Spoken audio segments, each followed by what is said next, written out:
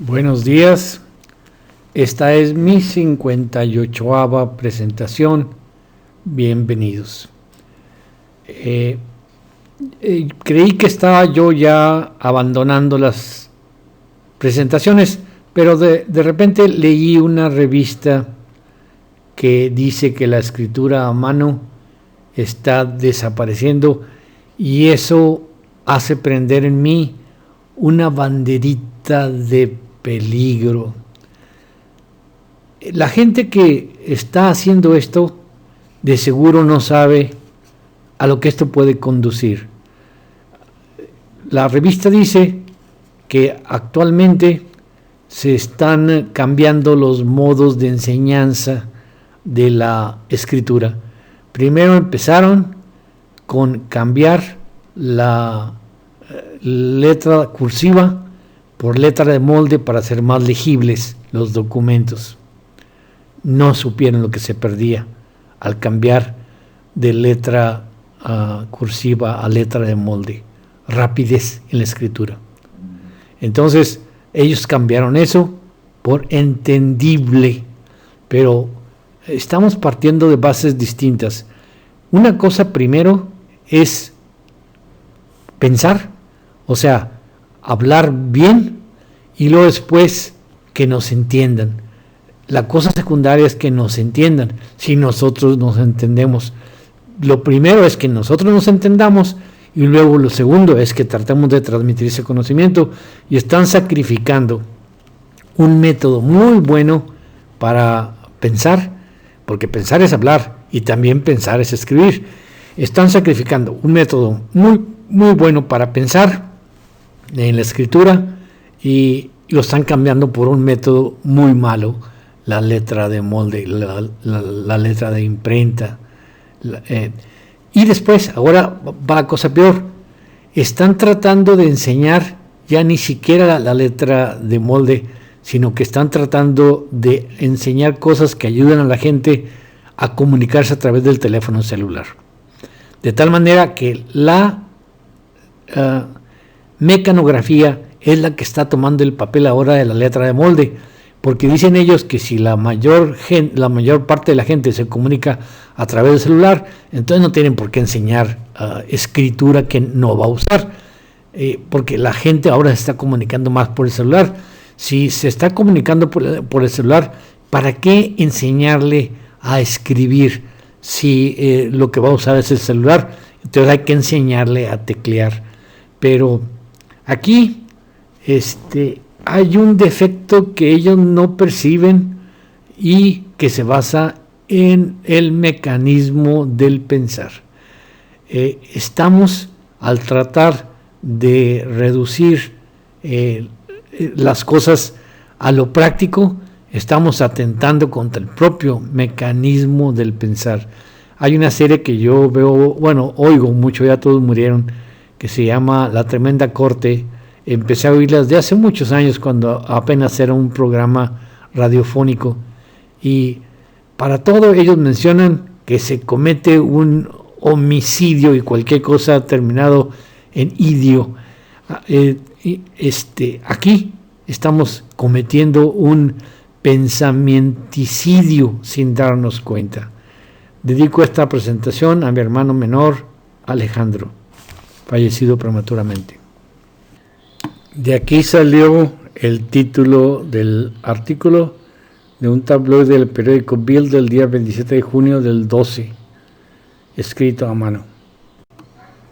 Hace ya rato que estoy diciendo ya que es mi última presentación, y es mi última presentación, que siento muy cerquita la muerte, pero pues me siguen dando ideas y la mente no cesa de trabajar hasta que se acaba. Esta idea me la dio la edición del Siglo Nuevo del 25 de enero del 2020, pero ellos hablan de la caligrafía, de un arte al filo de la muerte, pero dan datos acerca de la escritura, y la que me interesa no es la caligrafía es un arte. Ahora, si el arte está al filo de la muerte o va a mejorar, eso ya es problema del arte. A mí lo que me interesa es la escritura. Miren, reconozco que no es fácil captar el significado del título de esta presentación. ¡Peligro! La escritura a mano está desapareciendo. Porque la mayoría de las gentes tienen el concepto que el hombre es un ser pensante. Luego, si el hombre es un ser pensante, primero piensa, aprende a pensar, y luego con ese conocimiento de pensar, inventa la escritura o inventa el habla. O sea, ya es un ser pensante per se, ya es un ser pensante e inventa la escritura o el hablar. Entonces el hecho de que desaparezca la escritura, se haga más compacta, se haga más práctica, más o como lo usa el ciudadano común, es un beneficio, y no creo que ellos piensen que eso está mal.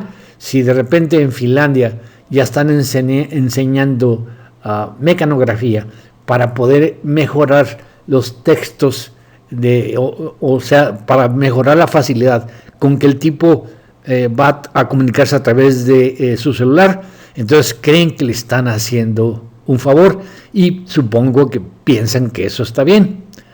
Pero la teoría de lo uno y lo múltiple no dice eso. La teoría de lo uno y lo múltiple dice que somos uno y muchos. Estamos conectados al eidos, y el eidos podemos considerarlo, o sea, el uno, como una especie de reservorio de memoria, pero un reservorio increíble, a tal grado que lo que hemos dicho y lo que hemos hecho está indeleblemente guardado ahí. Y es más importante olvidar que recordar. El ego se forma con lo que se ha olvidado y lo que se tiene presente, porque sería imposible trabajar sobre una memoria prácticamente absoluta. Entonces, la teoría dice que el hombre no es un ser pensante, el hombre es un ser mnémico, memorioso. Recuerda lo que ha dicho, recuerda lo que ha oído, pero si no lo ha oído y si no lo ha dicho él mismo, no sabe nada. De tal manera que un método de escritura, la cursiva, que ha sido usado por todos los filósofos para escribir sus trabajos, se está convirtiendo ahora en un método para que alguien envíe mensajitos por el celular. Es obvio que están dándole una cuchillada mortal al pensamiento, porque vamos a ir viendo cómo afecta la escritura en la salida de los automatismos. Somos seres automáticos, somos seres mnémicos, memoriosos, y la única forma de salirse de los automatismos es obtener el gran cuadro, la pintura gigante. Estamos haciendo las cosas bien o estamos haciendo las cosas mal, y enseñar a alguien una forma de escritura mucho más primitiva, o sea, mecanografiar y comunicarse por celular, por supuesto que da un lenguaje más pobre y por lo tanto un pensamiento más pobre. Pensar es hablar, dice la teoría. Ya dentro de la revista dice caligrafía, un arte al mito de la muerte. Dice, es difícil saber cuál será el costo de que la escritura a mano esté muriendo. Tal vez solo conozcamos su verdadero impacto en retrospectiva, o sea, dentro de miles de años, supongo. Lo que sí podemos dictaminar con certeza es de que se trata de un cambio ingente por sus complicaciones. Yo tuve que consultar la palabra ingente, porque como estoy ya tan especializado en mis temas, se me pasan de alto las florituras que son muy importantes para un escritor, las florituras, y sin embargo, eso no quiere decir que el hecho de meterle florituras al lenguaje lo haga en un concepto más entendible. Yo estoy seguro que este autor todavía, a pesar de que acepte que hay un cambio enorme, no entiende todavía todas las implicaciones de reducir la escritura a simples mecanografía. Tengo la fortuna de que alguien interesado en las pláticas me escribió. Entonces, ya con esto me doy cuenta de cuál es la idea que tienen los demás, porque yo hace mucho que ya la cambié. Él dice, ¿cómo aprendió el animal a ser humano? ¿Qué proceso jugó el pensar en el desarrollo del lenguaje y cómo contribuyó más al desarrollo del cerebro que las habilidades manuales involucradas en la construcción de herramientas? El primate debió primero aprender a pensar y a hablar consigo mismo para poder desarrollar un código elaborado de símbolos que devino en el lenguaje expresado que le permitió comunicarse oralmente, ya que sabemos que el lenguaje escrito fue un proceso muy posterior. Gracias a ese colaborador, porque me pone en claro que ya hace mucho tiempo que se me olvidó lo que era creer eso. O sea, supongo que lo que él dice es que primero aprendimos a pensar y después aprendimos a comunicarnos. El pensar nos hizo desarrollar un sistema de símbolos que ya podían otros entender nuestro pensamiento. Bueno, lamento decirles que la teoría de lo uno y lo múltiple no dice eso. Vean, ya hemos visto muchas veces, pero lo repito. Menón, te limitarás, Sócrates, a decirme que nosotros nada aprendemos y que lo que se llama aprender no es otra cosa que recordar. ¿Podrías enseñarme cómo es que eso ocurre? Sócrates, eres muy astuto, Menón. En el acto mismo en que sostengo que no se aprende nada y que uno no hace nada más que acordarse, me preguntas si te puedo enseñar algo. Si lo hiciera me contradeciría. Tú mismo debes analizar la cuestión y llegar a la verdad. Solo recordamos, no pensamos. En el Teetetes dice, Sócrates, ¿entiendes tú por pensar lo mismo que yo? Teetetes dice, muy listo, ¿qué entiendes tú por pensar? Sócrates, un discurso que el alma se dirige a sí mismo sobre los asuntos que ella considera. En mi concepto, pensar es hablar, pero pensar solamente, sin hablarlo, es un discurso pronunciado no a otro, ni de viva voz, sino en silencio y con nosotros mismos. Y nos hablamos de lo que sabemos, ya que no es posible hablarnos de aquello de lo que no sabemos. Pensar es solo recordar. En el Fedón dice, Sócrates, ¿qué pensáis de lo que os he dicho, de que aprender no es más que recordar? Simias, no dudo, Cebes, yo tampoco. Sócrates, yo no intento solo persuadir con los que diga a los que están aquí presentes, sino mi principal objetivo es convencerme a sí mismo. La teoría de pensar es recordar y que no pensamos y que nada más recordamos es tan básica en la teoría de lo uno y lo múltiple que ya no se puede mover, mientras que de alguna manera no sé quién nos convenció, porque yo también estuve en el mismo plano, de que pensamos y que tratamos de comunicarnos con otros y que entonces inventamos la escritura y el lenguaje. Por lo tanto, si me creéis, que sea menos por mi autoridad y más porque ustedes pelean por la verdad. Si lo que digo no es razonable, combatidlo con todas vuestras fuerzas. Y esto fue escrito hace más de 2400 años. Todavía no profundizamos en lo que es y estamos atentando con la verdadera fuente del pensamiento, que es tanto el habla como la escritura, todo para poder comunicarnos. Las redes sociales como el TikTok dan más valor a las imágenes que a la escritura. En el TikTok el marketing tiene 15 segundos para trabajar. Eso es más que suficiente para enviar mensajes subliminales, pero no para una discusión seria de ningún tipo. Sin embargo, es lo que está prevaleciendo ahora. Esto ya lo hemos pasado. Es el libro de Charles Darwin, La expresión de las emociones en los animales y el hombre. Entre los animales, el comunicarse es de la mayor importancia, dice él. Ellos lo hacen mediante ciertos movimientos que, habiendo sido adquiridos, son ahora innatos. el hombre aprendió a expresar sus emociones con muchos signos faciales antes de descubrir el habla, si es que puedo usar este término para algo que tomó incontables generaciones. Parece ser que ahora vamos en retroceso. Estamos aprendiendo incluso los emoticones en las redes sociales están siendo usados para expresar emociones. Estamos volviendo en el lenguaje hacia atrás. Miren, arriba hay una frase. Hola, ¿qué tal? La de la izquierda la escribió mi señora. Ella aprendió la letra de imprenta. Y la de la derecha la escribí yo.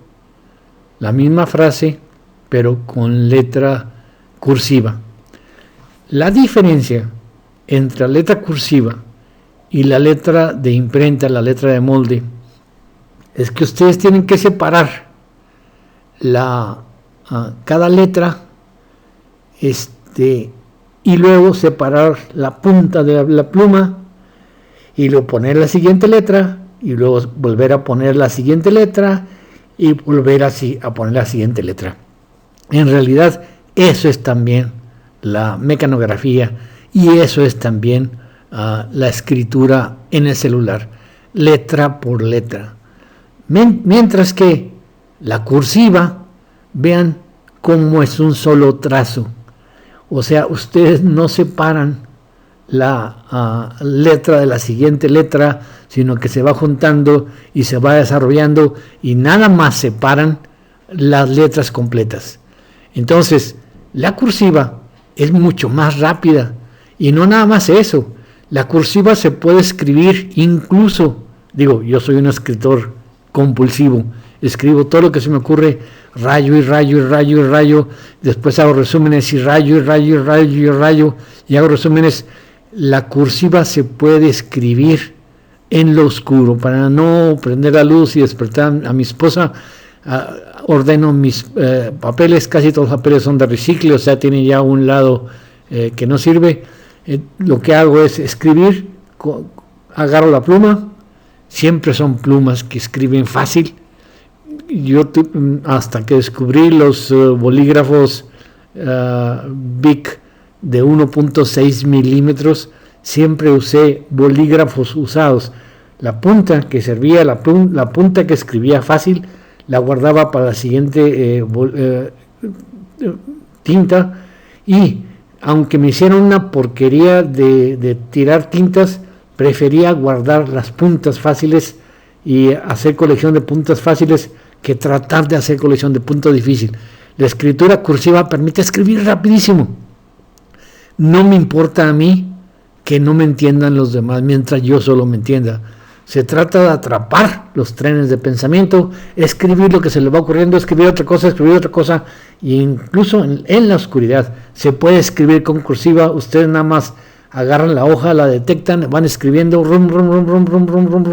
se acaba, tiran la hoja, la van escribiendo, se acaba, tiran la hoja y tiran. Acordémonos de lo que el Menón dice: pensar es hablar, y nos hablamos de lo que sabemos, ya que no podemos hablarnos de lo que no sabemos. Pensar es acordarse, recordar. Si el pensar es acordarse, recordar, entonces estamos metidos en los automatismos, y si los automatismos nos dominan, todo lo que pensamos ya lo hemos pensado antes, y de repente andar agarrando los hilos de los pensamientos, andar tratando de buscar algo nuevo, tiene que hacerse nada más hablando. Pero como el habla está condicionada a que haya otro que nos haga conversación, entonces eso ya nos fregamos, porque el habla se vuelve un círculo de preguntas y respuestas, preguntas y respuestas, preguntas y respuestas. Nosotros somos libres de pensar nada más cuando escribimos. El habla es demasiado fácil de ser capturada y ser metida dentro de los automatismos, y la única cosa que tenemos libertad es cuando escribimos para nosotros mismos, porque cuando pensamos para nosotros mismos no salimos de de lo mismo automático. La mente, dice Locke, solo contiene ideas, y toda idea es o ha sido una percepción efectiva. No hay ninguna operación mental que no pueda ser denominada con tal nombre, percepción. Y toda percepción entra o como sensación o como reflexión. Y si no entra como sensación o como reflexión, no entra de ninguna manera. ¿Qué es la sensación? El oír, que el oír es repetir, o sea, ustedes oyen y repiten para entender. Es la repetición interna lo que nos da los recuerdos, lo que hace traducible lo oído, o como reflexión. ¿Y qué es una reflexión? Es algo que ya nos hemos dicho a nosotros mismos. Entonces, en realidad somos seres automáticos. Lo único que nos puede sacar del automatismo es agarrar un tren lingüístico y tratar de seguir las implicaciones que al principio nada más son fugaces, muy fugaces, pero a medida que se van desarrollando, a medida que las vamos desarrollando, se van concretando. Entonces, hay una diferencia entre la sensación. La sensación es oír hablar y hablar.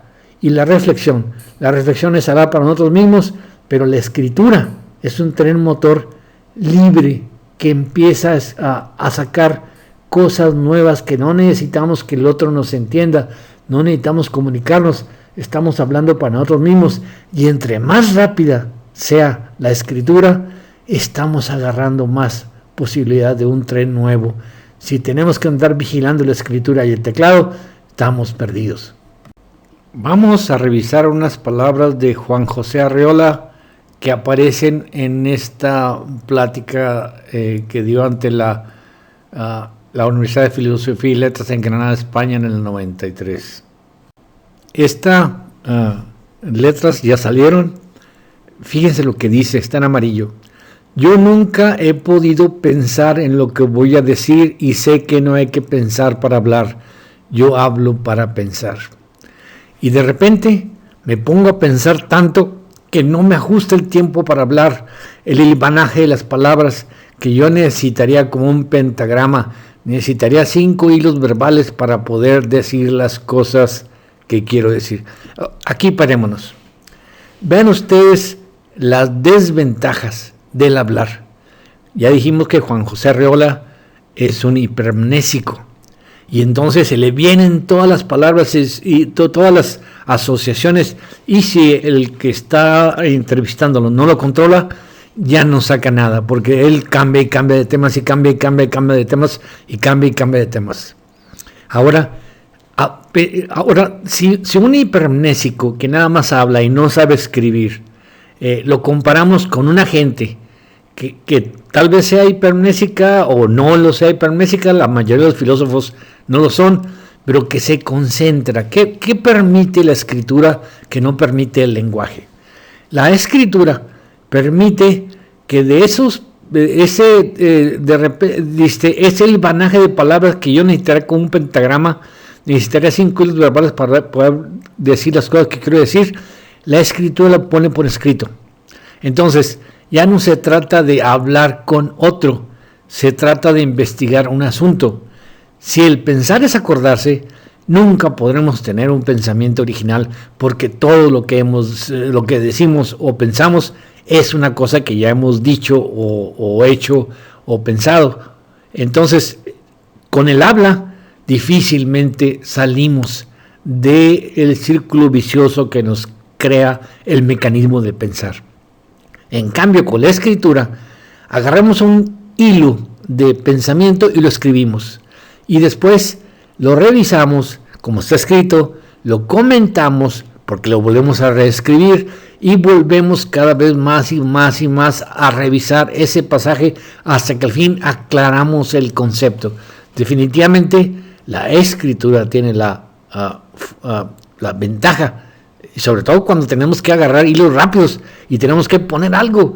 Casi todos los grandes filósofos, Darwin por ejemplo, escribía rapidísimo, tanto que en sus cuadernos de notas, aunque actualmente están pasados a letra de imprenta, hay muchas partecitas donde dice ininteligible.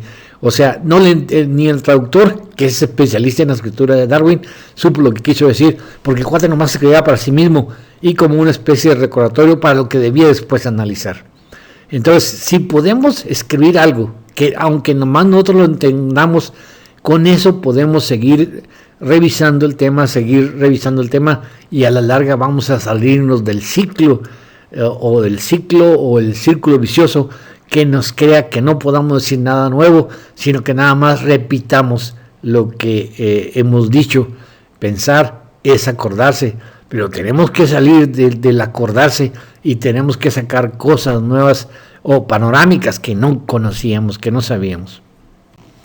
En otras palabras, somos como pericos. El hablar, nada más podemos hablar de cosas que ya hemos hablado antes. Y si tenemos una conversación con otros, tenemos que seguir las reglas de la conversación y nada más repetimos las respuestas que conocemos como normales, las respuestas que conocemos como habituales. En cambio, cuando escribimos, y sobre todo escribimos lo que estamos pensando sin tener que explicarlo, somos libres y la escritura no es nada más pensar para nosotros, la escritura es ponerlo por escrito, después organizarlo, después verlo, resumirlo, ver cómo se liga eso con otro escrito y ver cómo se liga eso con otro escrito, etc. En realidad, cuando escribimos para nosotros mismos, estamos organizando nuestros conceptos a la larga. Yo escribí tantas cosas, en ocasiones tenía tantas pilas de libros, o sea, de escritos por hacer, que me llegaban los escritos más arriba desde el suelo hasta más arriba del escritorio y tenía que reducir todo eso a conclusiones. Yo me forzaba a escribir 5 hojas diarias o que sean 10 páginas y en ocasiones estaba tan cansado y tan desvelado que ya hacía la cursiva larga para acabar más rápido, pero nunca dejé de escribir. Entonces, cuando ustedes revisan lo escrito, se dan cuenta que la escritura es un mecanismo para pensar fabuloso, mientras que el habla no lo es. Vean lo que dice en este diálogo que se llama El sofista o del ser. Mi querido Sócrates, es la primera vez que me encuentro entre vosotros y tengo cierto temor al ver que en lugar de una conversación en donde una palabra llama a la otra, o sea, el automatismo del compromiso del lenguaje hablado, tengo que extenderme de un discurso largo y comprometido, sea solo o con otro, pero como en una exposición pública. Antes de tratar de darnos a entender, tenemos que entenderlo nosotros. Y si nosotros lo entendemos a costa de escribir, comparar, romper, entonces podemos llegar a conclusiones, aunque no nos entiendan los otros. Lo importante es que nosotros nos entendamos a nosotros mismos, porque en verdad el objeto que nos ocupa no es tan sencillo como parece, puesto que exige para ser tratado grandes desenvolvimientos de argumentación. Porque hay 2 maneras de llegar a saber las cosas. Una, suave y fácil, es que nos las hayan enseñado a nosotros desde niños, haciéndonos amonestaciones y consejos constantes. Esa es la diferencia entre Platón y Aristóteles. Platón empieza a oír desde muy niño que alababan a Sócrates, y seguro que empieza a oír de la teoría de lo uno y lo múltiple mucho antes de entrar él a ser discípulo de Sócrates. Él va a fundar la academia, todavía no hay academia con Platón, hasta que Platón la funda en el 385. Pero empieza a ser sensible a los argumentos de niño. De niño es cuando se aprenden las cosas y todo el resto de la vida se van a arrastrar. Por eso Aristóteles, que ya llegó a Atenas muy grande a los 18, aunque estuvo 19 años en la academia, no lo entendió. Entonces, la manera fácil, dice el sofista, es que nos las enseñen de niño. La otra manera de llegar a saber las cosas, ardua y difícil, es que las tengamos que aprender ya de adultos esas mismas cosas. Y es que de adultos tenemos una loca confianza en la más terrible especie de ignorancia, la de imaginarse saber lo que no se sabe. O sea, de adultos ya no tenemos nada que aprender. Todo el mecanismo de pensar es memoria, y de adultos ya nada más tenemos pura memoria. Cuando se nos viene alguna pregunta, ya la sabemos, porque ya nos la hemos respondido antes. Hay que saber que no se sabe para empezar a aprender. Dice, así que hay que acorralar al hombre, porque él es él el que tiene que decir el discurso sobre las cosas que él cree conocer y que no conoce. Pensar es recordar. Si no hemos dicho algo, no lo recordaremos. Nada más hay dos maneras de que un conocimiento entre. Uno por la sensación, haberlo oído, otro por la reflexión, haberlo dicho. Si no lo hemos oído jamás y no lo hemos dicho nosotros, no tenemos memoria. Somos nada más un mecanismo de recordar. Si no tenemos un concepto que lo hayamos oído, no tenemos recuerdo de ese concepto. Entonces, basados en lo que él mismo está diciendo, hay que hacer lo que coteje sus opiniones con otras que él mismo ha dicho en el mismo discurso sobre las mismas cosas. Eso es lo que se puede hacer cuando uno escribe. O sea, uno escribe sin saber y después coteja sus opiniones y se está cheque. Esa es la manera de aprender por la escritura, pero no lo podemos aprender de adultos por el habla, porque nunca nos lo han dicho. A ver si se entiende. Nada más hay dos maneras de que entren los conocimientos, porque los dos son percepciones. Uno por la vida del sensorio, o sea, que nos lo digan, y otro por la vía de la reflexión, que lo hayamos descubierto nosotros mismos, diciéndolo. Somos nada más como un aparato de eco. Nada más lo que decimos es de lo que nos vamos a acordar. El acto motor de decirlo es el que va a traer a colación el recuerdo. Sigue diciendo el sofista, el fin es llegar a hacerle ver que él mismo se está contradiciendo sobre los mismos objetos considerados en las mismas relaciones y bajo los mismos puntos de vista. Si llega a ver esto, él se hace más severo para consigo mismo y más indulgente para el pensar de los demás. Por medio de este procedimiento, abandona él la alta y elevada posición que tenía de sí mismo, siendo esta, de entre todas las despreocupaciones, la más conveniente para aprender y la más segura para la persona interesada. Esto consiste, mi querido amigo, en que los que purifican el alma piensan como los médicos respecto al cuerpo. Estos son del parecer de que el cuerpo no puede aprovechar los alimentos que se le dan si no empieza por expeler aquello que puede impedirlo, y aquellos juzgan que el alma no puede sacar ninguna utilidad de los conocimientos que se le dan si no se cura al enfermo por medio de la refutación. Si refutándolo no se le obliga a avergonzarse de sí mismo, si no se le arrancan todas las opiniones que se oponen como un obstáculo a los verdaderos conocimientos, si no se le purifica, si no se le obliga a reconocer de que no sabe más que de aquello que sabe y nada más, entonces no habremos avanzado nada en el proceso de enseñarle el verdadero conocimiento. ¿Cuál es el verdadero conocimiento? La virtud. Yo tengo un caso muy claro, reciente. Resulta que entramos al cine, mi señora y yo, y se paga en el estacionamiento. Me dirigí a pagarlo al boleto, al estacionamiento, para poder sacar el carro, y había un boleto en la máquina de pago ya saliéndose de donde ya se sale cuando ya pagan ustedes.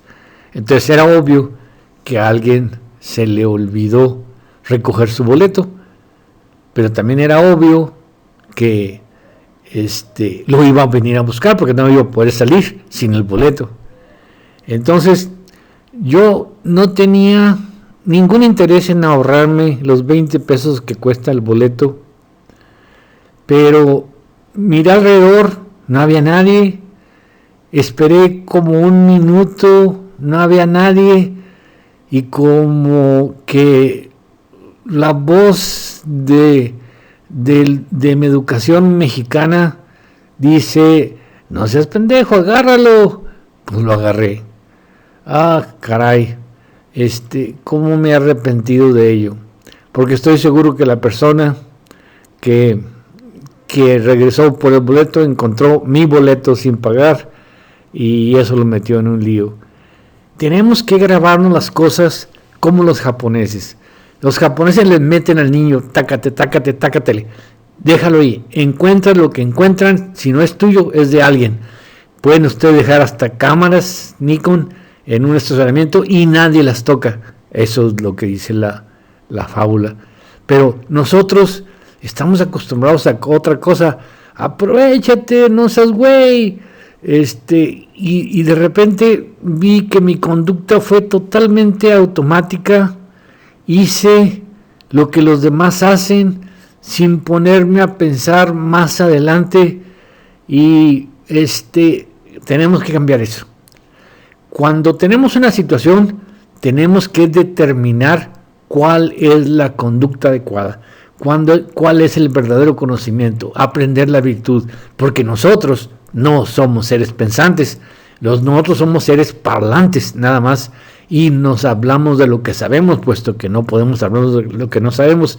Entonces tenemos que meterle virtud y virtud y virtud y virtud al arma para poder, cuando se necesite decidir por las cosas buenas.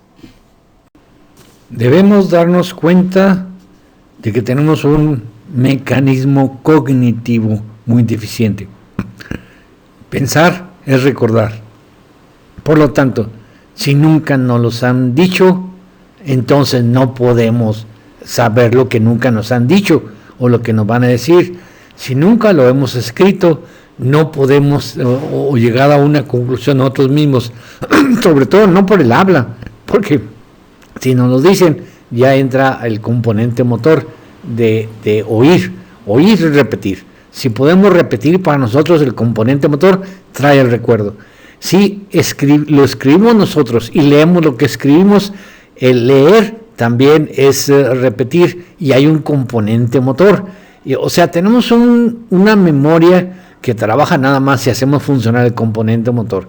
Y mientras no nos lo hayan dicho, o sea, que entre por el sensorio, y mientras no lo hayamos descubierto nosotros mismos, o sea, que entre por nuestra escritura, no lo sabemos. Entonces no sabemos, tenemos que formularlos el concepto claro de cómo debemos comportarnos, y es mejor si nos lo meten eso desde niños, porque de adulto no nos entra. O sea, cuando uno lo piensa mucho, viene el arrepentimiento. Ah, cabray, ¿por qué hice eso? Yo no necesitaba esos mendigos 20 pesos, y actué mal. Pero por otro lado, actuamos impulsivamente y lo hicimos. Dice Sócrates: la virtud es lo que hace a un hombre grande y puede ser enseñada. La bondad es una virtud moral, y este es el más grande saber. El bien es la idea suprema y la maldad es la ignorancia de esa idea. El que obra mal es porque ignora el valor social del bien y solo sigue sus impulsos. Ahora pongámonos en la correcta perspectiva. Si somos un mexicano normal, y nos han enseñado todo a la mexicana, y somos egoístas y tratamos de sobrevivir por nosotros mismos, si no hemos visto ningún artículo que nos convenza ya de adultos sobre las cosas que debemos hacer. Claro que yo tuve una madre muy católica, pero no me va a estar enseñando qué hacer ante un dispensador de boletos automáticos que ella nunca conoció. Entonces no tengo instrucciones de cómo actuar en situaciones dadas, aunque sí tengo instrucciones de cómo actuar en las cosas que mi madre me enseñó. Entonces, ¿cuál es la forma de tener un pensar no automático, no ligado a los recuerdos pasados y nada más a la cantidad de recuerdos que tenemos, pues escribir, por sobre todo, más que leer a otros, si es que no leemos lo bastante, y además no siempre nos convencen, escribir, o sea, es el mismo mecanismo platónico. Yo tengo una amplia cantidad de papel reciclado, entonces junto esos papeles, porque los uso, y no me da dolor ni económico, ni ecológico, el escribir, rayarlos y entonces romperlos, que de todas maneras iban a la basura. Este es todo mi laboratorio de ideas. Primero, papeles de sobra para rayar primero, y luego después, papel mate para pasar en limpio y guardar para revisar y hacer resúmenes. Yo reviso y reviso lo que escribo y sobre eso hago nuevas aportaciones y nuevas revisiones. Este es el mecanismo fundamental de mi pensamiento. Una pluma Bic de 1.6 milímetros, o sea, la ventaja es que escribe muy rápido. Antes de saber que había plumas de esta capacidad, tenía que andar guardando las puntas que estaban fáciles y después conectarlas al tubito de plástico, aunque acababa todo manchado con tinta. En una buena sesión de escritura, por vez, ustedes se pueden acabar fácilmente una pluma. Mis pobres libros están ya tan rayados con anotaciones y dobleces que hay que parcharlos o comprar otros ejemplares de lo mismo.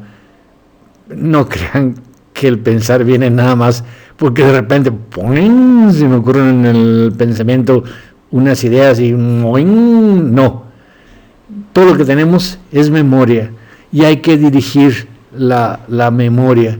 Hay que ver, rayar cuando leemos, rayar las cosas, porque cuando leemos en realidad estamos hablando para nosotros mismos, trasladamos lo leído en tren verbal, entonces estamos hablando y así estamos ya guardando la memoria, pero si no lo entendemos, ¿cómo demonios lo vamos a guardar? Para entenderle hay que rayar, comentar, decir, en unas partes dice ver la página tal, se mueven a otra página, el libro acaba roto, pero acaba dentro de su memoria y ya con algo que no necesariamente está en el libro puede ser usado como referencia y entonces se va liberando el pensamiento. Es la escritura la que empieza a liberar el pensamiento de los automatismos del habla. A ver si ahora me doy mejor a entender. Este es un esquema de Rafe Scherer que ya hemos presentado muchas veces. O sea, la memoria es garantizada. ¿Por qué? Porque la memoria está en el arquetipo. O sea, el eidos, el modelo se copia. Y entonces toda la vida del modelo está ahí.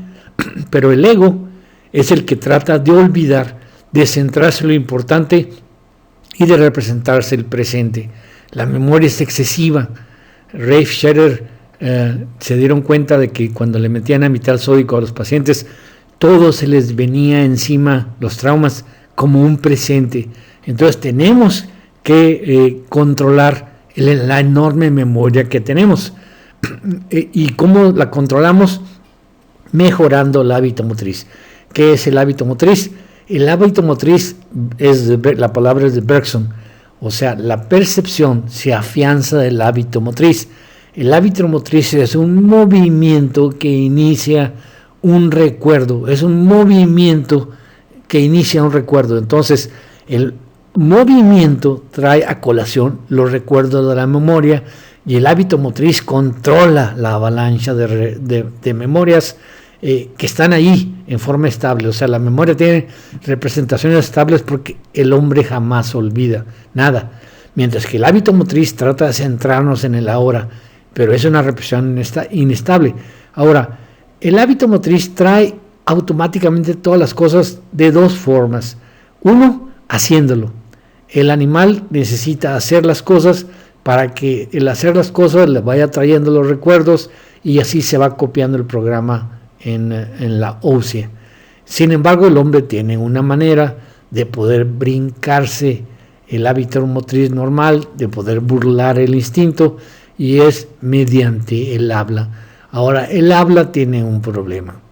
El habla es tratar de comunicarnos con otros como nosotros, y entonces tiene que mecanizarse el habla para poder que nos entiendan y nosotros entenderlo.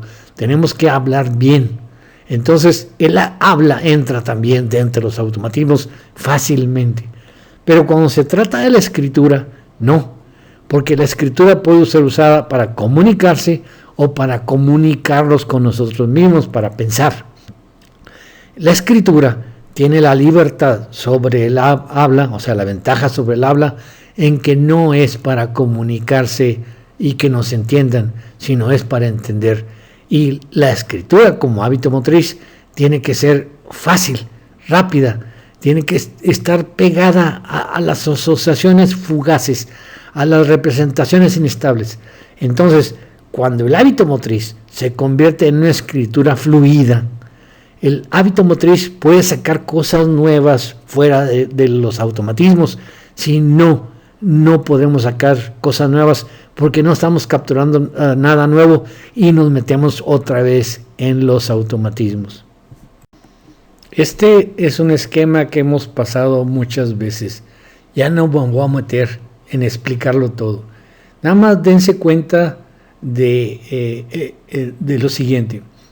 El animal tiene un lado sensorial, ahí está a la izquierda, pero el lado sensorial depende del programa, o sea, es el programa el que dicta lo que tiene que percibir, es lo que dice, el estímulo no es suficiente, la mente debe estar lista para recibir el estímulo, entonces el lado sensorial capta los estímulos y cuando el estímulo está en la fase correcta del programa, entonces se percibe y se hace una acción. La caja negra es el cerebro, lo que se supone, ¿no? Entonces hay una reacción del animal y listo.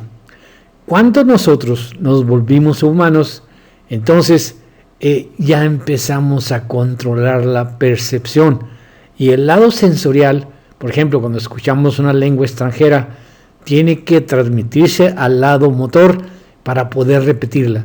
Cuando podamos repetirla, entonces podemos interpretarla. Percibir, dice Sócrates, es recordar.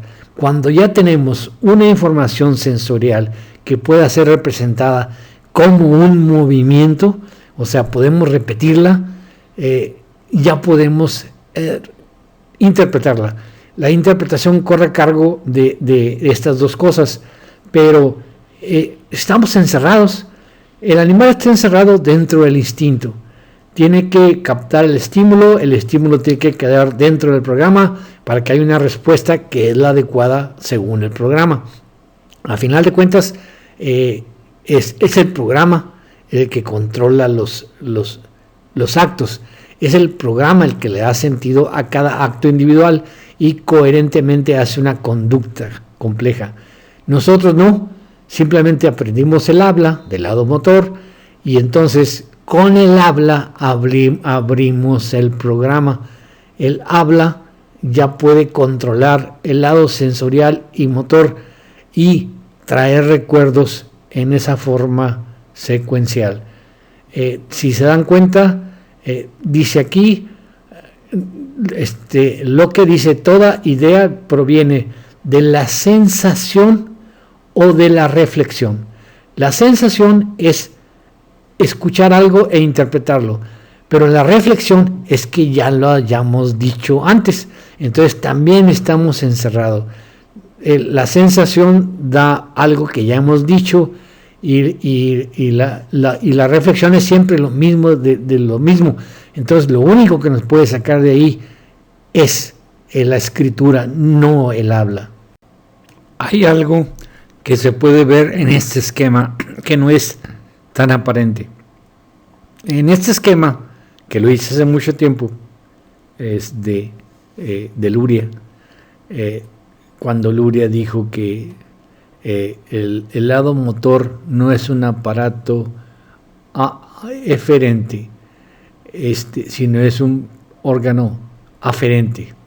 Entonces, lo curioso es esto: se supone por Pavlov que se capta un estímulo, ese es un estímulo aferente que entra al cerebro para procesarse y ya sale una respuesta motora eferente.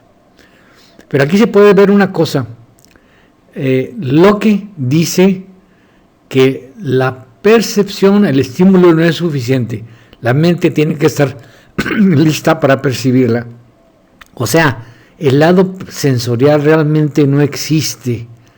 Es el programa el que detecta el estímulo cuando tiene que detectarlo. Entonces ya se mete a la percepción y ya se da la respuesta. Pero aquí vemos un rebote. El lado motor, o sea, el habla en este caso, o la escritura, pero vamos a ver, el más primitivo es el habla. El lado motor, hablando, afecta la percepción, porque el habla trae los recuerdos fuera del programa. ¿Se acuerdan de esta diapositiva? La hemos pasado también muchas veces. Los números, ecuaciones y letras son ideas simples si son percepciones. Ahora, como ideas simples son indestructibles. Dice Darwin, hay una diferencia entre tener memoria y tener imaginación. La imaginación querría decir poder salirse del automatismo. Jones dice que hay gente muy limitada de intelecto sin ningún sentido común que logra multiplicar grandes números y que son muy buenos jugadores de ajedrez por pura memoria. Peacock dice que los matemáticos no tienen un razonar profundo y no pueden conservar varias cosas a la vez en la mente, lo cual es necesario para tener un buen juicio. Ahora vamos a ver si la predicción de Darwin se cumple en un caso práctico. Este es Paul Erdős, en un libro se llama Genio Matemático y Humano, en ese orden. Él tenía muchas dificultades para adaptarse al mundo. Sufrió mucha sobreprotección al grado que era un inútil, un verdadero inútil, y su única defensa y salida fue ser un genio matemático, porque no era nada aparte de eso. Cuando empieza a perder la memoria, como le lleva a todos los niños genios, tiene que tomar anfetaminas para pensar. Y le dice a alguien que lo retó a dejar de tomar anfetaminas, le dijo, claro que puedo dejar las anfetaminas, pero en cuanto lo hago no puedo pensar en nada. Me quedo allí sentado mirando al vacío. Tú has atrasado la matemática un mes por tu insistencia en que yo te probara que no soy un adicto a las anfetaminas. Y eso fue cierto. O sea, la matemática actual se basa en Erdős. Ahora, Paul Erdős fue muy prolífico en aportes matemáticos y sin embargo, él fue autodidacta. Nada más imagínense esta clasificación. Yo no sé quién la hizo, pero yo no la inventé. O sea, hay una clasificación que dice Erdős 1. O sea, para el tipo que hizo esta clasificación, todo puede ser deducido a partir de los trabajos de Paul Erdős, porque él tuvo el récord de trabajos jamás presentado en matemáticas, 1500. Entonces, 500 de eso son colaboradores, y los colaboradores son Erdős 1. Él colaboraba para poder que lo aceptaran y lo mantuvieran, le limpiaran la ropa, le plancharan las camisas y le dieran de comer. Si no aportaba sus matemáticas, no tenía modo de sobrevivir. Vivía de concurso en concurso, de clase en clase, etc. Pero eso creó a la clasificación Erdős. Como ya dije, Erdős 1 es alguien que trabajó con Erdős. Erdős 2 es alguien que se basó en alguien que trabajó con Erdős. Erdős 3 es alguien que se basó en otro trabajo de Erdős. Erdos 4 y vamos ya en el Erdos 5. Quiere decir eso, que toda la matemática actual está ligada a Erdos, y este era un autodidacta. O sea, todos se copian unos a otros a partir de alguien que lo inventó todo por sí mismo.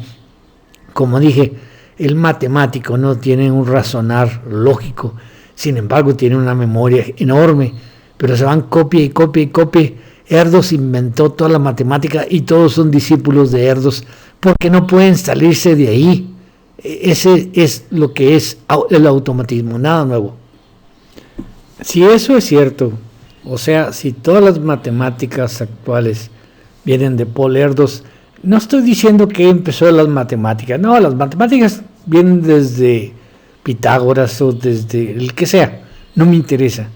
Pero si todas las matemáticas actuales pueden ser traseadas a Paul Erdos, un tipo autodidacta y que inventa las matemáticas él solo, entonces podemos comparar eso con la filosofía.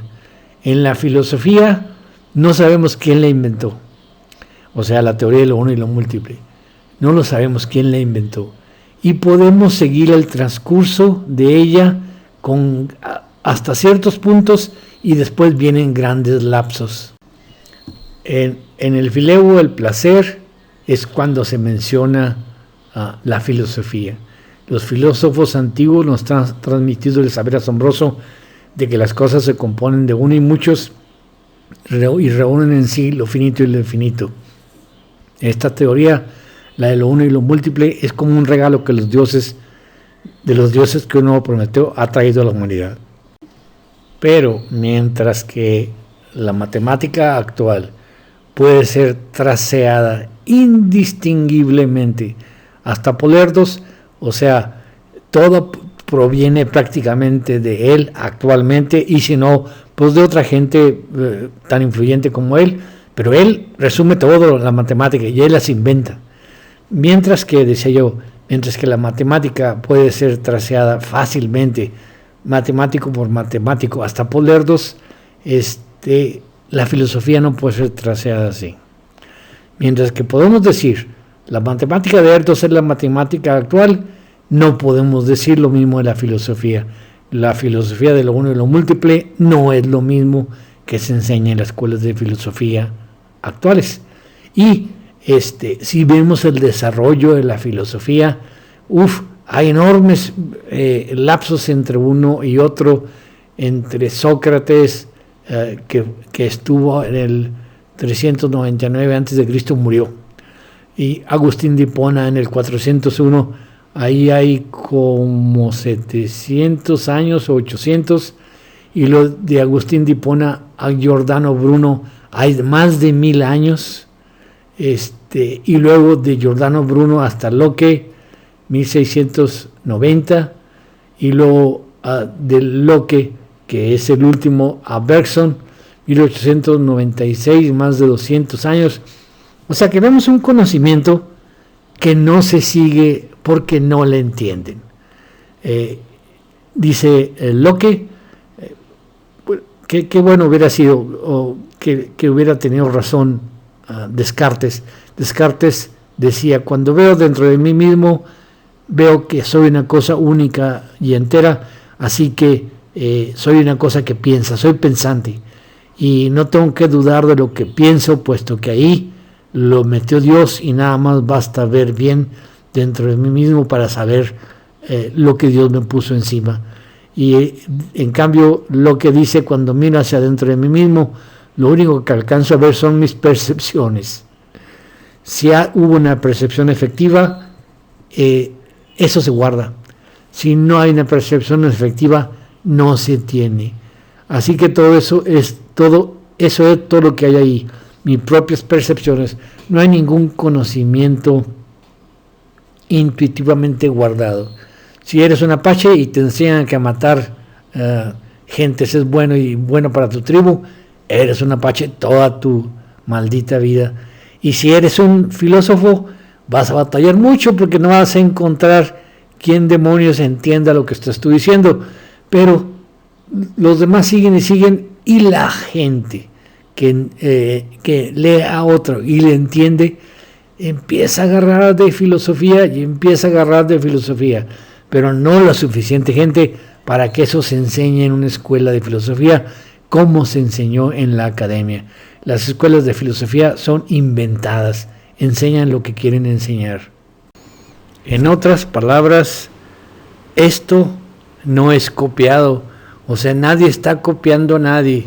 Gracias a la escritura, los libros de Platón se sobrevivieron. Gracias a la escritura llegaron a Agustín de Hipona y luego después pasaron 1000 años para que Giordano Bruno agarrara otra escuela y luego John Locke agarra la escuela fundada por Woodward, pero que Woodward no entiende y él la desarrolla, pero los demás discuten contra Locke. Hume trata de llevar a Locke a otro nivel, pero batalla mucho. ¿Por qué? Porque no es un conocimiento copiado. No nos lo explican de niños y tenemos que aprenderlos de adultos, y eso es un gran problema. Nada más imagínense, uno de los grandes exponentes de la filosofía de lo uno y lo múltiple es Henry Bergson, yo lo considero así. Pero él tomó las cosas de Berkeley, que es un obispo, entonces Bergson ni siquiera sabe del uno y ni siquiera sabe de John Locke. Entonces, estamos todos, muchos. Darwin también desarrolla la teoría de Lamarck, la transmisión del hábito heredado, y no sabe que la explicación o el mecanismo para el hábito heredado ya lo tenía John Locke en la segunda edición de su libro en 1694 sobre la identidad personal. Estamos hablando de algo muy difícil de comunicar y que necesitaríamos hacer una escuela para poder enseñarlo.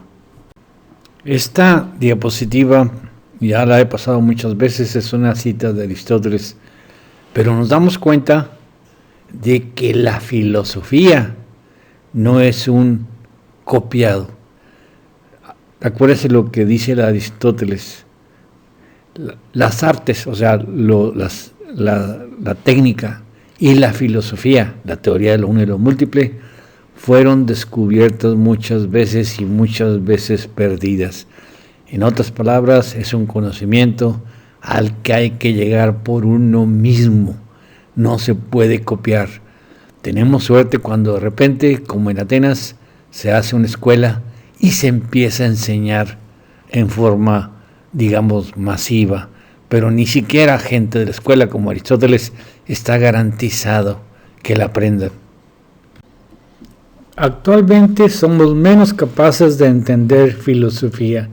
Miren lo que dice María Isabel Santa Cruz, que es la traductora de uno de mis libros de Parménides. Dice: el diálogo es muy difícil, pero no creo que, como dice Taylor, sea tan solo un juego de la mente, juego de la mente. Los argumentos están perfectamente concatenados, aunque la gran dificultad es saber cuál es el propósito de la obra. O sea, no le entiende.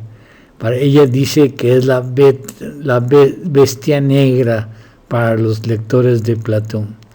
Y Jostein Gardner, uno que hizo El mundo de Sofía, que es un tratado de filosofía para niños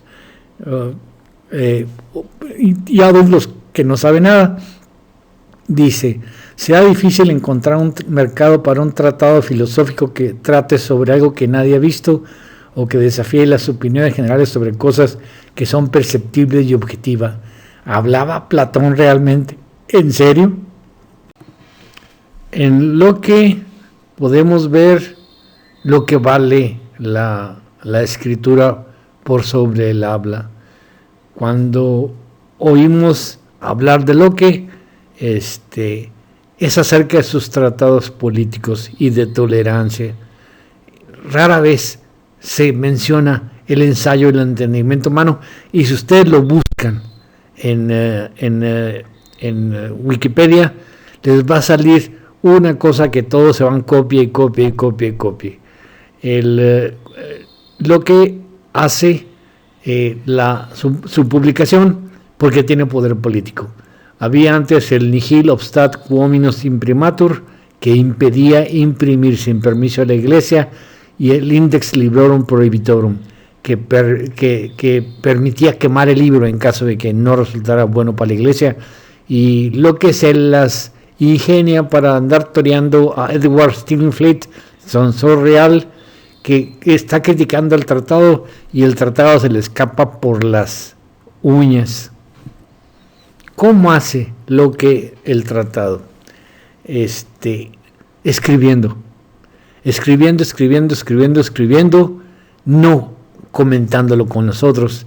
De hecho, cuando llega, está el golpe que nadie lo entiende, y él, desde el principio, les dice: este tratado no está destinado para aquellos que estén contentos con su propio entendimiento, sino para mí y unos cuantos amigos que me iniciaron el tema.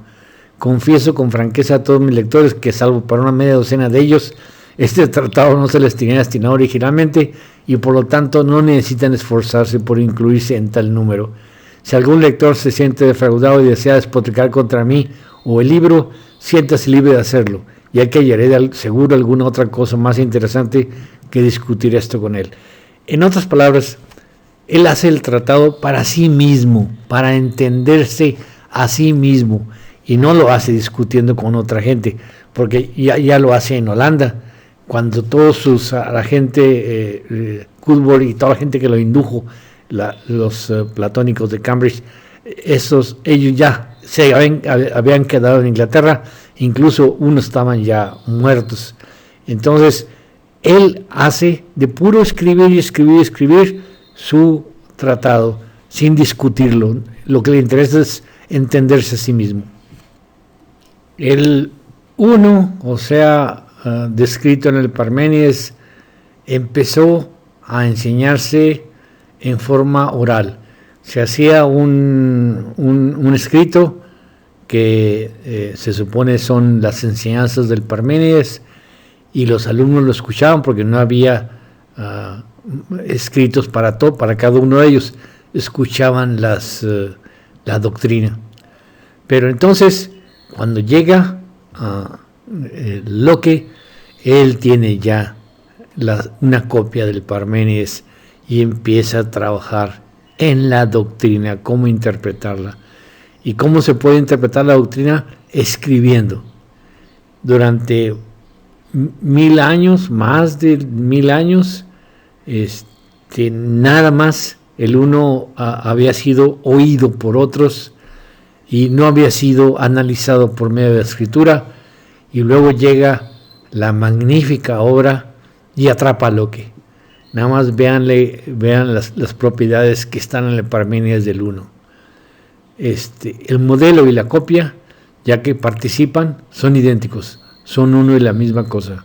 El modelo todo entero están en cada una de las múltiples cosas, siendo el uno. El modelo, que es uno, se divide en partes, mas sin embargo sigue siendo uno. Hay un cierto carácter, que es uno y el mismo en la forma y en las cosas que son su copia. Forma, modelo, uno es lo mismo. A toda parte singular se le adosa lo uno. El ser, o sea, el uno cuando es, no puede faltar en las cosas que son. Está distribuido en toda su multiplicidad. No quisiera volver a repetir esquemas, porque eso ya hemos hablado de él antes, pero esto es un formidable atractivo. Una gente intelectual que le mencionen esto y que pueda analizar esto, queda atrapado. Así dice Sócrates: ¿qué, fulanito? ¿Todavía no has sido atrapado por la filosofía? Porque por primera vez el uno se puede analizar, o sea, son los límites del conocimiento humano. El problema es que el uno no es Dios. Santo Tomás de Aquino trató de explicar o probar la existencia de Dios mediante los argumentos que demostraban que el uno existe, pero tenemos la mala suerte de que el uno no es Dios. El uno es un poder impersonal, totalmente es nuestro, está dentro de nuestra naturaleza, somos parte del uno, pero no lo controlamos. Sin embargo, el uno nos usa y nosotros podemos usarlo, pero está mal usarlo. Tenemos que entender que el uno nos usa para un propósito, perpetuarse a sí mismo. Somos seres automáticos, pero el uno nos usa en el programa del uno para poder que todas nuestras actividades, toda nuestra proceder, nuestra conducta esté dirigida a perpetuar la especie. Y sin embargo nosotros cuando usamos al uno estamos en enorme desventaja, porque no somos nada, somos una cascarita que rodea a la copia, somos una personalidad en un mundo realmente inexistente, somos un ser antinatural y de repente tratamos de usar el uno para recordar y ampliar la percepción fuera de los controles del uno. Eso nos va a llevar a la perdición como especie. Pensemos en esto. Si somos parte del uno y el uno guarda nuestra memoria, porque la percepción se junta con el arquetipo, entonces el uno puede ser considerado como un guardador de memoria tan eficiente y tan puro que nos ha convencido de que ese eco que resuena con nuestra voz es su pensamiento libre, cuando que realmente no es más que repetir como un perico. La Biblia lo dice, si comen del árbol del centro del paraíso y saben la diferencia entre el bien y el mal, seréis como dioses. Pero el problema es que la apertura de la memoria nada más trae el círculo vicioso del recordar. Y para ser como dioses tendríamos que llegar al nivel de filósofo que ni siquiera el 0.0001% de la humanidad llega. Dice Aristóteles en su Metafísica, así como llamamos hombre libre al que se pertenece a sí mismo y no tiene dueño, en igual forma la filosofía es la única entre todas las ciencias que puede llevar el nombre de libre. Efectivamente, solo depende de sí misma, de sus razonamientos sobre la virtud. Y así con razón debe mirarse de forma sobrehumana la posesión de esta ciencia, la ciencia del bien y el mal, porque distinguirlos, porque la naturaleza del hombre es esclava de tantas y tantas pasiones, o sea, los automatismos, que solo Dios, hablando como Simónides, debería disfrutar de este precioso privilegio del saber la diferencia entre lo que está bien y lo que está mal. Pero sin embargo, la memoria y el acceso al uno está para todos, y nada más somos seres automáticos que recuerdan lo que hicieron, que repiten lo que dijeron, etcétera, etcétera. Y entonces esa memoria expandida nos hace ser como demonios, seres inconscientes. ¿Hay alguna doctrina o religión en el mundo que se acerque a lo que es el uno para lo que? Y no encuentro. O sea, se dice que los indoeuropeos, y obviamente que el uno sale de algún lado de Turquía, de Anatolia indoeuropea, están en contacto con los hindús. Y los hindús tienen la doctrina del Brahma, pero ¿el uno es Brahma? No lo creo. Lo más cercano al uno de Locke y Parménides, pues yo lo encontraría en el chamanismo mexicano, cuando Carlos Castañeda habla sobre el tonal y el nahual. Dice, el tonal es la persona social, el individuo, el organizador del mundo. Él es quien pone orden en el caos que es el mundo, protege algo muy valioso, nuestro mismo ser, porque el mundo no existe de por sí, y lo que vemos es solo una descripción, la cual aprendemos a visualizar y a dar por sentada. El nahual es la otra parte de nosotros, que está alrededor de la isla del tonal, y es ahí donde se cierra el poder. Al nacer somos todo nahual, pero al crecer el tonal termina por ocultar el nahual, y lo que era una mera descripción empieza a dominar. Pero insisto, esta es una interpretación de Carlos Castaneda. no tengo otra cosa para comparar. Aquí está la parte donde se descubre qué es lo que está hablando de Platón. En el libro 2, capítulo 30, de las ideas reales y fantásticas. Ahí ya menciona los arquetipos. Las ideas reales son correspondientes en todo aspecto con sus arquetipos. Son aquellas cosas del exterior que tomamos y que representan el arquetipo. O sea, son partes del uno. La realidad que vemos recién es esa correspondencia permanente entre las ideas simples con los seres reales. Ideas simples. Y si son ideas simples, no cansan y además no pueden olvidarse. Las fantásticas son también pasivas, no provocan esfuerzo, pero son provocadas por el lenguaje. O sea, el lenguaje está rompiendo todas las reglas y el lenguaje nos mete a la memoria absoluta. El habla no tiene suficiente fuerza para sacarnos del automatismo, porque el habla es una conversación, tratamos de ser inteligibles al otro y solamente la escritura nos puede permitir atisbos de algo que los demás no saben, pero que nosotros estamos tratando de entender. El problema es que la mente del hombre como mecanismo cognitivo es muy malo. Pensar es recordar, nada más.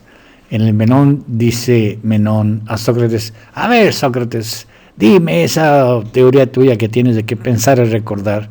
Y lo dice Sócrates, ya lo he platicado muchas veces: eres muy listo, Menón. En el acto mismo es que sostengo que pensar es nada más recordar, me pides que te explique algo sobre el cual tú no tienes ningún recuerdo.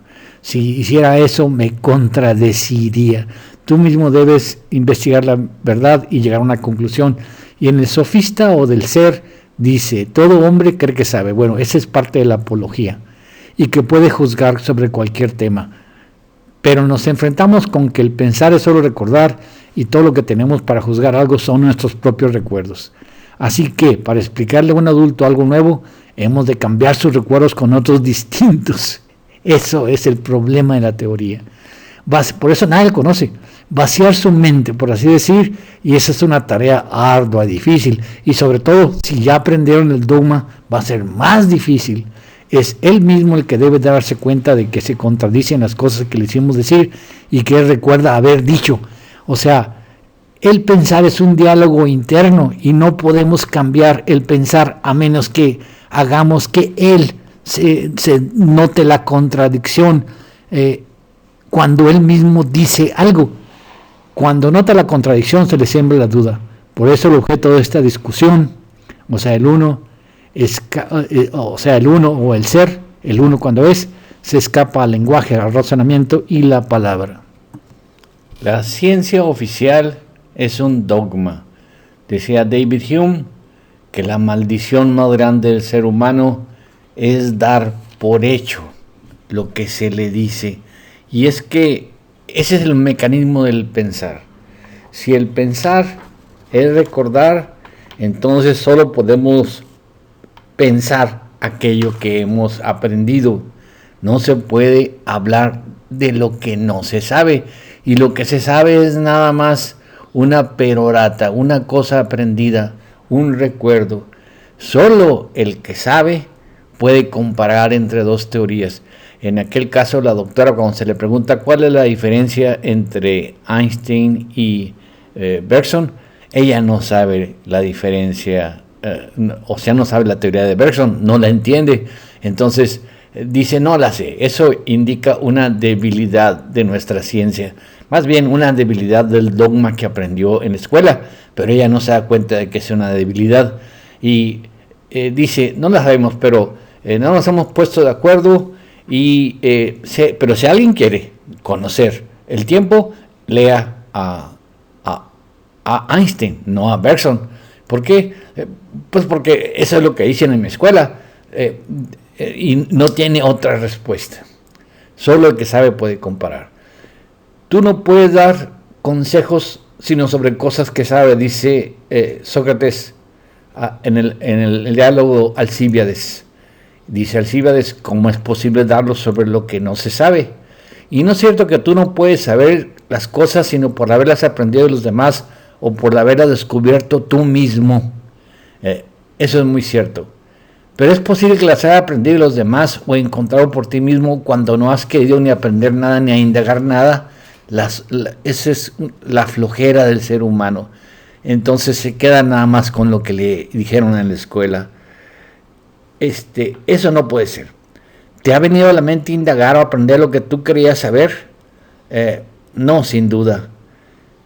Y luego, lo que tú sabes ahora, hubo un tiempo en que no lo sabías, pero no lo sabía, pero lo creía saber. Entonces, no lo indaga. Si no lo indaga, si no hace el esfuerzo, nunca lo va a saber. El que no sabe, solo aprende de otros lo que va a decir. Y la maldición más grande es tomar por cierto lo que se le dice. Como que vemos que hay un acartonamiento del pensar y vemos claramente que es un recuerdo. Si no hay información previa, no hay nada. Lo que decía Locke, la mente solo contiene ideas y toda idea es una percepción. No hay nada en la mente que no haya entrado sino mediante la percepción o la reflexión. Y la reflexión del pensar, o sea, es el pensar aprendido. Y no hay nada ahí más que aquello que haya entrado por esas vías. O uno lo aprende de los demás o lo descubre por sí mismo. No hay nada ahí más que recuerdos. ¿Qué es más importante? ¿Entender las matemáticas que resuelven algún problema teórico sobre el mundo para crear tecnología, o que pueden ser totalmente abstractas, o entendernos a nosotros mismos? Nosotros no somos abstractos, somos el máximo depredador del planeta, y creo que es más importante entender qué papel tenemos nosotros dentro del mundo, no entender al universo, sino a entendernos a nosotros mismos, y entonces tratar de normar nuestra conducta para poder ser coherentes y no estar en contra de destruir el mundo, sino al contrario, vivir bien entre nosotros. El problema se inicia con Descartes en 1644, cuando dice: todo conocimiento viene de Dios y todo conocimiento es claro y perceptible, pero no por todos los hombres, a causa de los perjuicios. Entonces, según Descartes, nosotros nacemos ya como seres pensantes. Dice él: cuando miro hacia adentro de mí mismo, solo puedo distinguir mis propios pensamientos, así que soy solo una cosa que piensa y no le veo partes, así que soy una cosa absolutamente una y entera. Ese es el problema. Pensaron o creyó Descartes que el ser humano es un ser pensante per se. Ahora hagamos un resumen de lo que Locke dice. Las ideas solo entran por dos vías: por la sensación o por la reflexión. Entonces divide las ideas simples de la sensación y las ideas simples de la reflexión. Dice: la mente solo contiene ideas y toda idea es o ha sido antes una percepción efectiva. Las ideas simples, los materiales de todo nuestro conocimiento, se introducen en la mente solo por medio de la sensación y la reflexión. Una vez que el entendimiento ha almacenado estas ideas simples, tiene el poder de repetirlas, compararlas y unirlas a placer en una variedad casi infinita. Pero lo que no puede ni siquiera la inteligencia más excelsa ni el entendimiento más amplio es fabricar una sola idea simple nueva que no haya sido adquirida por las vías citadas. Esta es la maldición. O sea, si agarramos a alguien que no sepa nada de lo uno y lo múltiple y le hablamos de él como él nunca ha oído hablar de eso, para él no le suena nada. Entonces, si no ha sido adquirido mediante la reflexión, porque él se ha esforzado en obtener la idea simple y no se ha adquirido mediante, o sea, la reflexión o la sensación sería que alguien se le enseñara, no puede estar ahí esa idea. Tampoco puede por ningún modo destruir las que ahí se encuentran. Las ideas simples de la reflexión. La mente, cuando mira a su interior, solo puede ver sus propias ideas, que son o han sido alguna vez percepciones efectivas. Es lo que dije, la maldición. Si no se le ha enseñado algo a alguien, o si él no lo ha aprendido por sí solo, no va a estar ahí ninguna imagen. Pero la mente tiene la capacidad de repetir, comparar y unir todas esas ideas de una manera casi infinita. Y esa también sería una percepción, aunque compuesta. No hay ningún proceso u operación mental que no pueda ser abarcado bajo este nombre, percepción. Y al observar sus percepciones o ideas, extrae de ellas otras que resultan tan susceptibles de convertirse en objeto de su contemplación como cualquiera recibidas a partir de las cosas externas. A la percepción compuesta se le llama pensar o entendimiento. Dice Locke, a la percepción compuesta se le llama pensar o entendimiento. Es como dice Sócrates, pensar es hablar. Y el habla va trayendo todas las imágenes a que el habla se refiere. O sea, los recuerdos se van trayendo según se va desarrollando el hablar, que es un acto motor. Y ahora vamos a tratar de definir las ideas complejas. Dice Locke, hasta ahora hemos considerado solamente las ideas que la mente recibe pasivamente. ¿Por qué pasivamente? Bueno, el simple hecho, dice Bergson, de que ya sea una percepción, es una memoria ya están guardadas en la memoria. Dice Locke, si la percepción representa el arquetipo, entonces tiene las cualidades del arquetipo, es indeleble. Y dice Hume, la función de la mente no es retener o guardar las ideas simples, puesto que se guardan solas, por lo ya dicho, sino organizar su orden y posición. Por eso son pasivamente. La mente la recibe pasivamente y las organiza mediante el acto de una idea compuesta.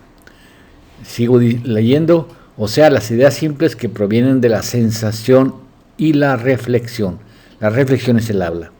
La sensación es lo que se percibe. La mente no puede originar ninguna idea simple por ella misma, no. Las ideas simples vienen de los objetos mismos y de la percepción, pero puede volverse activa y hacer generalizaciones y abstracciones, y así puede variar los objetos de su pensamiento muchísimo más allá de lo que le proporcionó la sensación o la reflexión, aunque esto no implica el que esas ideas correspondan a los seres reales.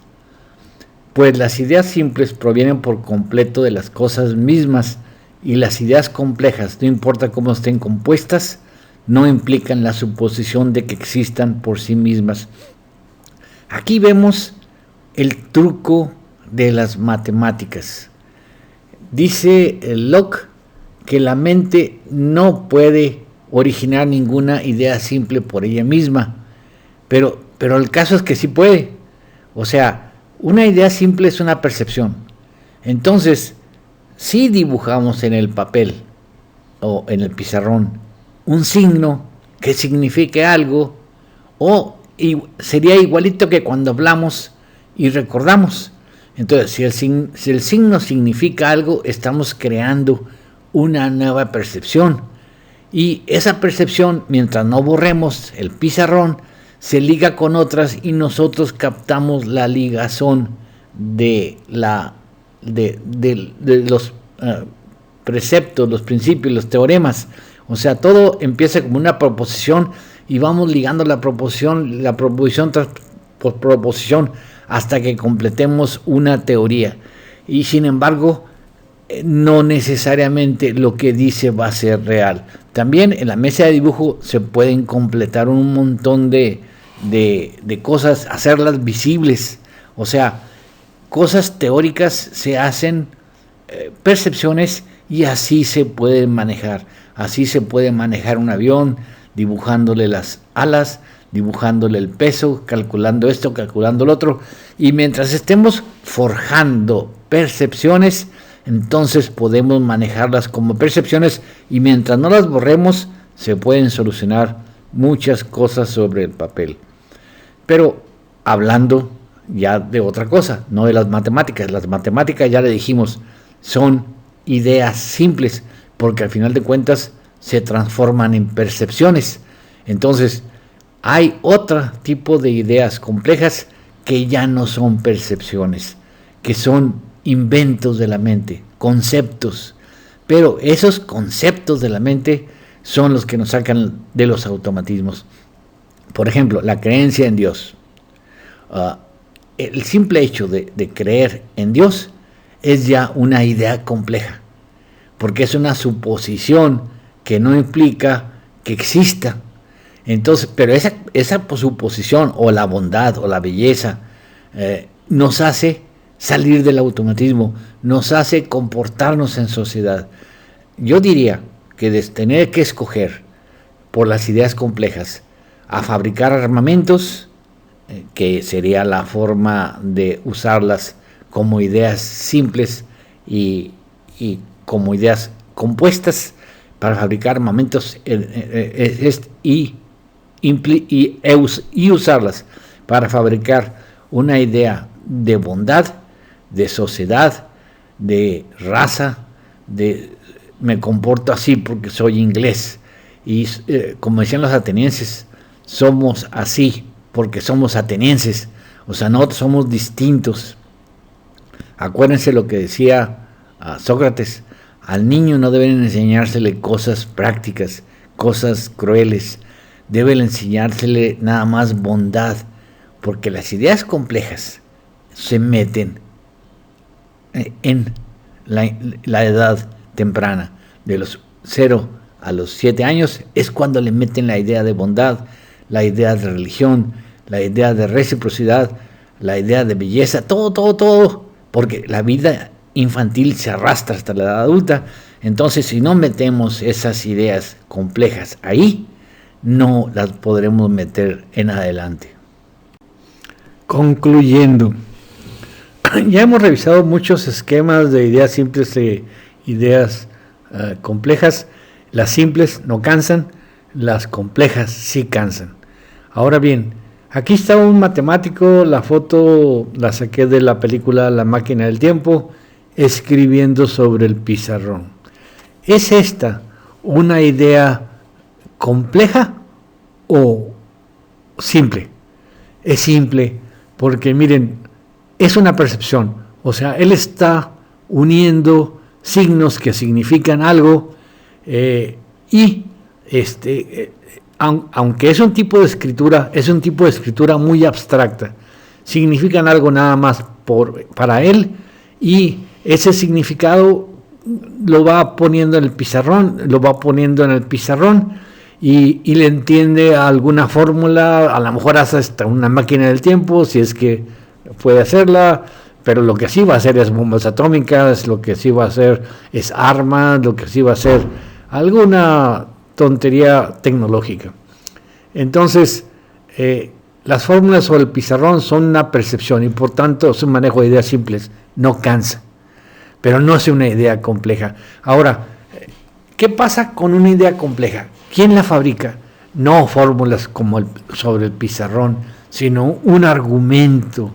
Es la escritura fundamentalmente la que, o el habla también, pero sobre el tema. O sea, nadie le va a hablar a este profesor acerca de la máquina del tiempo, porque nadie sabe hacer máquinas del tiempo, pero sí le pueden hablar acerca de Dios y la bondad y las cosas buenas, etcétera, etcétera. Entonces ya le van metiendo ideas simples, o las alcanza él mediante la escritura de discusiones filosóficas. O sea, hay dos maneras de alcanzar la virtud. Una, porque se le enseñan, eso lo dice Sócrates, o otra, porque la descubre por sí mismo. Entonces, es mejor que se le enseñen, por supuesto, pero también la virtud puede ser encontrada a base del estudio de la filosofía. Si se le enseñan, y sobre todo en etapas tempranas, está al alcance de todos. Si se le enseñan en etapas tardías, va a estar más difícil que lo comprenda. O sea, yo con mi boleto del estacionamiento, sí, claro, mi mamá me enseñó muchas virtudes y me considero una gente dentro de ciertos límites virtuoso, pero caigo fácil en los automatismos y de repente veo algo que sé que necesito más tiempo para reflexionarlo, para saber cuál sería mi conducta apropiada, y entonces por automatismo lo saco el boleto y me lo robo y meto en problemas a mi prójimo.